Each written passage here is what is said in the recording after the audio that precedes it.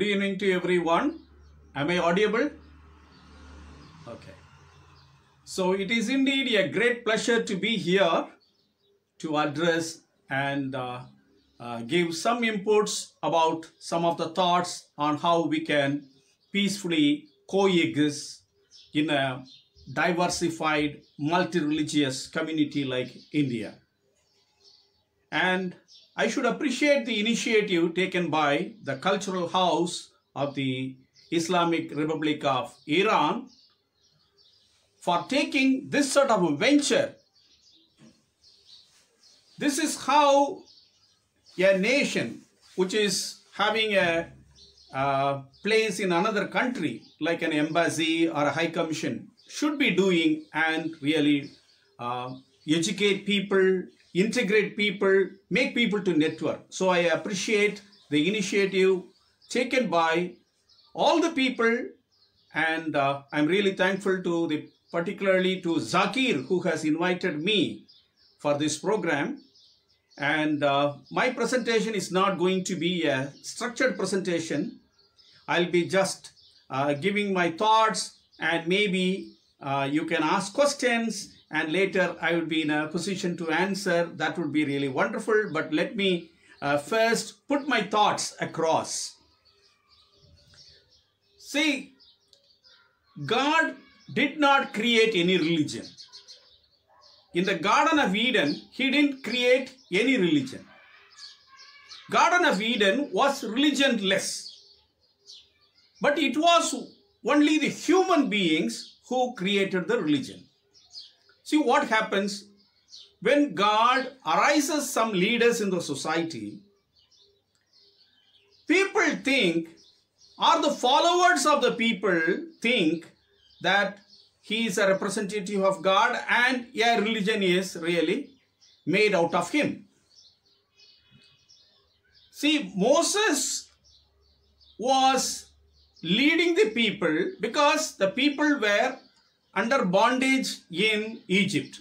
So at that point of time, God developed a leader or created a leader or made a leader to emerge, and he led the people. But from that, a religion is formed. And lot of chaos was prevailing. People were fighting based on religion. Wherever the Israelites went, they were fighting.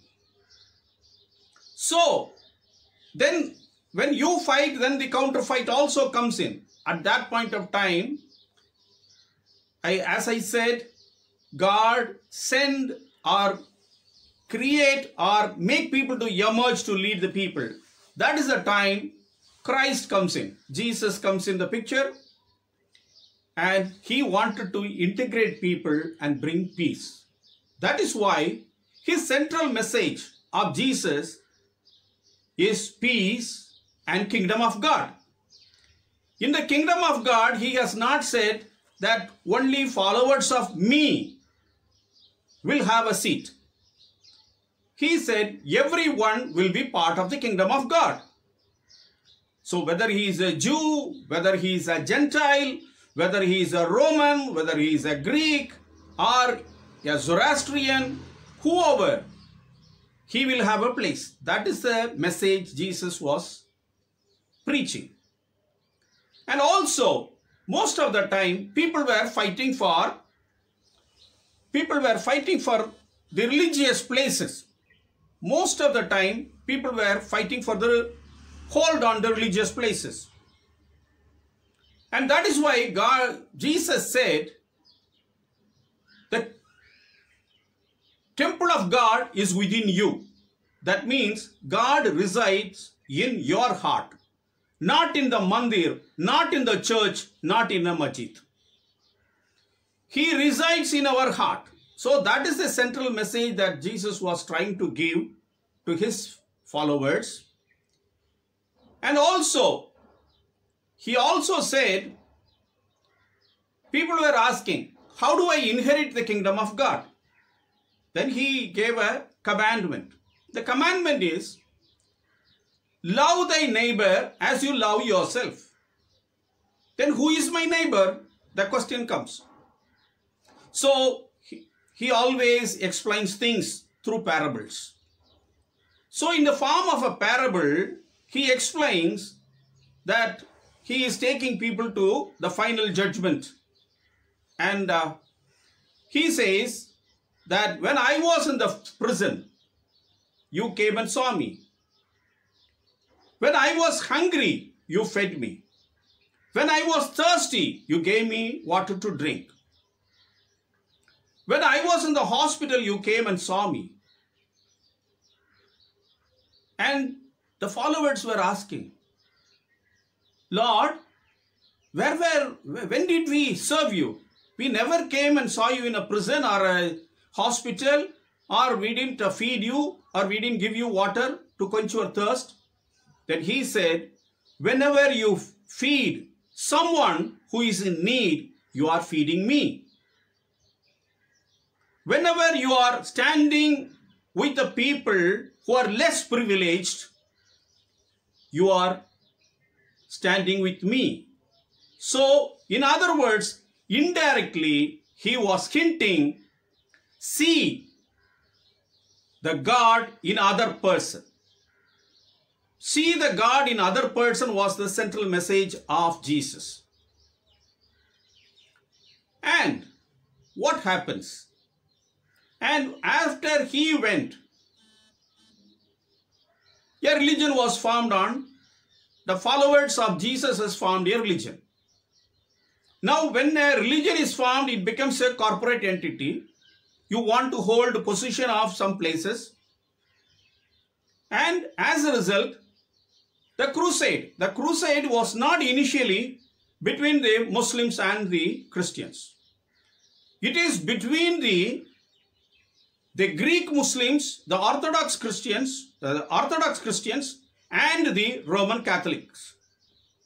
It is a fight between two religious, it is fight between two Christian community. Only to take possession of Jerusalem. Only to take possession of the birthplace of Jesus, Bethlehem. So, this is how the conflict emerges. So, human beings makes the conflict. So, human beings are the one who started the religion, and human beings are the people who created the conflicts as well. Religion and conflicts are created by human beings. So, peace also has to be established only by the human beings. Now, can synthesis of all the religion be an answer? The past has proved it cannot. For example, Mani started Manichaeism, synthesizing almost all the religions of his time, and the rulers, the right-wing groups, they saw that religion does not develop anymore. So this is the history of the past. And Akbar also, with all goodwill, he started Deen Ilahi. And Akbar's grandson could have normally become the emperor, but since one of the grandson was following the Deen Ilahi, he could not become the emperor, and Aurangzeb becomes the emperor. So, synthesis of religion also does not get an acceptability. Now, in Kerala, there is a temple called Ayyappa temple. And Ayyappa temple is a place of synthesis of religion. The place where Ayyappa temple is there is a place where St. Thomas built one of the churches, that is Nilakal. Where St. Thomas constructed a church in Nilakal, in that place Ayyappa temple is there. So it has a Christian presence. And anyone who goes to worship Ayyappa, before worshipping Ayyappa, he will go and venerate the Vavar Swami. Vavar is a Muslim shrine. It's an Islamic saint shrine. So it is a synthesis of Islam, Christianity and Hinduism. That is the symbol of Ayyappa. But now, in recent times, there are also problems connected with Ayyappa. And we know the Shirdi Baba. Shirdi Baba is a synthesis between Islam and Hinduism. But as I said, the right-wing groups do not allow this synthesis to happen. They take over. Now, that synthesis or that central message that both religions or all religions are equal, that message goes away, whereas it becomes an entity of a particular dominant community. And so, synthesis is not the solution. Then what is the solution? What the cultural house of the Islamic Republic of Iran is doing is one solution. This is a time-proven solution, a time-proven strategy. There was an evangelist by name Dr. Stanley Jones. He lived during the freedom struggle time. He established the third Christian ashram in India at Satal. And he didn't do any evangelical work. On seeing the problem of India, he thought it is better to conduct round tables of different religions. So what he will do, he will invite representatives from each religion on a monthly basis, and they will sit in a round table and discuss about one topic. How your religion says about it, how your religion talks about this. Because what happens is, why conflict emerges, why people take sides. People do not know the other side. And when you sit for a dialogue and discuss, then you have a chance to understand the other person. So that is how the conflicts are resolved. And during the independence time, Hindu-Muslim riots were there. And Stanley Jones' round tables definitely contributed a lot in curbing these religious riots. And also I should recollect, I have been mentioning about the Crusades in my message. And 800 years ago, at the time of Crusades, Saint Francis met the Sultan Al-Kamil. I may not pronounce it properly, at Al-Kamil. And he had a discussion. And that meeting brought understanding and faith between the two religious groups. And that is the central point or the starting point of the closure of the Crusades. So, meeting, even in India, the British forces and Tipu Sultan were fighting. At that point of time, Reverend Swartz of Tanjavur is in Tamil Nadu. At that point of time, Maratha kings were ruling Tanjavur, and Swartz was a German missionary. And he went and negotiated peace between Tipu Sultan and the British. But unfortunately, the Britishers didn't trust Reverend Swartz much.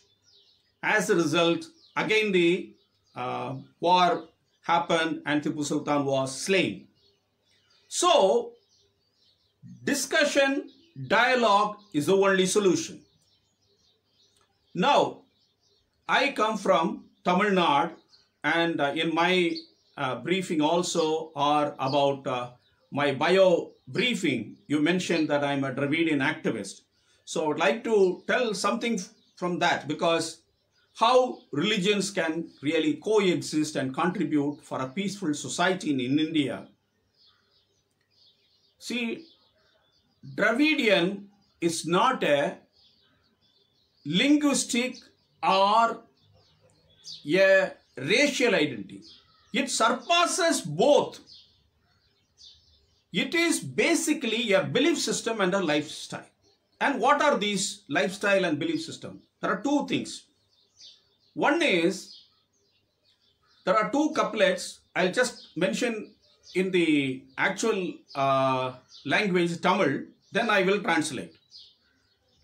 One is, Yadu Mure Yavarum Keliyan. This is Kaniyan Pungutanar. He made this statement, which means every place is my place and everyone is my citizen. And last year, most of our friends were agitating Citizenship Amendment Act. Why? You are not going to be you are the citizen of India. That was a question. If you have to be a citizen of India, you have to be different. You have to be fit into this straight compartment. But that is not the Dravidian culture. Dravidian culture says, everyone is my citizen. And the second one, Pirapokkum Ella Uirukkum. This is a line from the couplet Thirukural of Thiruvalluvar. Thiruvalluvar made 1330 couplets, and one of the couplets says, Pirapokkum Ella Uirukkum, which means everyone is created equal at birth. But people differ because of the profession they have taken.